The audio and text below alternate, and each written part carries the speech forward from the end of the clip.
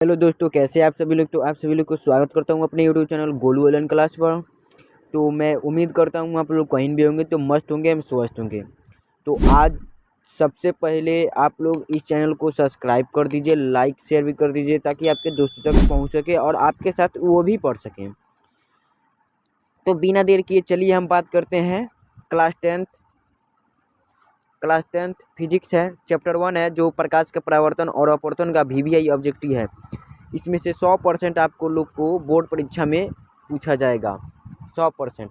तो चलिए बिना देर किए हम लोग बढ़ते हैं क्वेश्चन की ओर। कह रहा है पहले का सवाल, प्रकाश की किरण गमन करती है तो कहाँ गमन करती है, तो सीधी रेखा में गमन करती है। इसलिए पहलिका का सही जवाब ए हो जाएगा। चलिए 2 नंबर कह रहा है प्रकाश का वेग न्यूनतम होता है कहाँ, किस में होता है, निर्वात में भी नहीं होता है, जल में भी नहीं होता है, वायु में भी नहीं होता है, कांच में होता है। ठीक है, इसलिए 2 नंबर का सही जवाब डी हो जाएगा।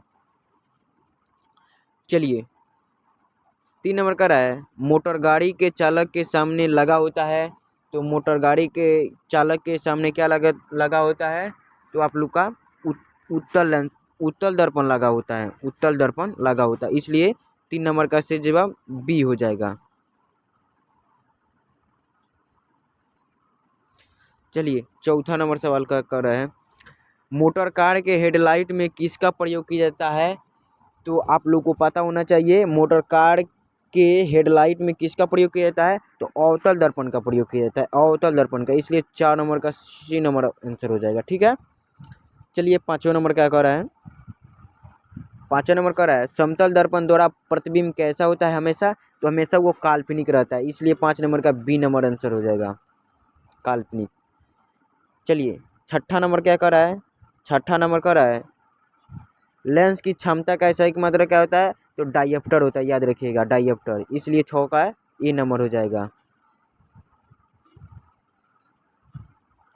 चलिए 7वां नंबर क्या कर रहा है प्रकाश की किरणों का पद दर्शाने वाले चित्र को कहा जाता है, क्या कहा जाता है, तो आप लोग को 7 नंबर का सही जवाब हो जाएगा किरण आलेख कहा जाता है, किरण आलेख, यानी 7 नंबर का ए नंबर आंसर सही हो जाएगा। चलिए 8 नंबर 2D यानी 2 डायप्टर क्षमता वाले लेंस का फोकस होता है, क्या होगा, तो आप लोग का सही जवाब 8 नंबर का हो जाएगा डी नंबर, 50 cm हो जाएगा, डी नंबर।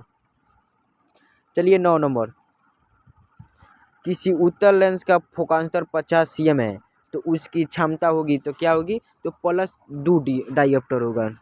इसलिए 9 का डी नंबर आंसर हो जाएगा। ठीक है, 9 का डी हो जाएगा। चलिए 10 नंबर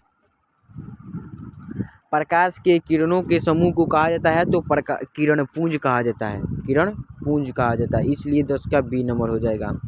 तो आप लोग सबसे पहले इस चैनल को सब्सक्राइब कर दीजिए, लाइक भी कर दीजिए।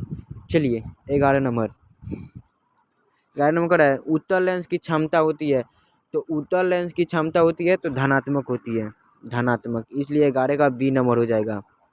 अब पूछ देगा अवतल लेंस की क्षमता होती है तो ऋणात्मक हो जाएगा। अगर पूछेगा उत्तल लेंस की क्षमता होती है तो धनात्मक, अवतल लेंस की क्षमता होती है तो ऋणात्मक। चलिए 12 नंबर 12 में देखिए पूछ दिया है अवतल लेंस की क्षमता होती है तो ऋणात्मक होती है। इसलिए 12 का ए नंबर हो जाएगा।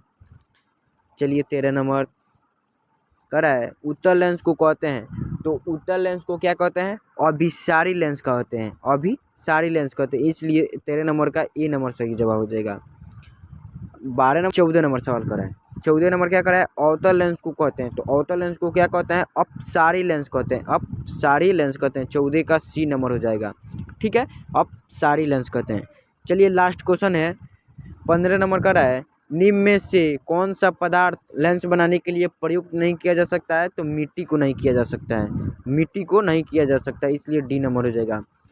तो आप लोग सबसे पहले इस चैनल को सब्सक्राइब कर दीजिए, लाइक भी कर दीजिए और शेयर भी कर दीजिए ताकि आपके दोस्त भी आपके साथ पढ़ सकें।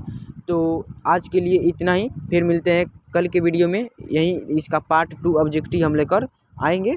तब तक के लिए जय हिंद।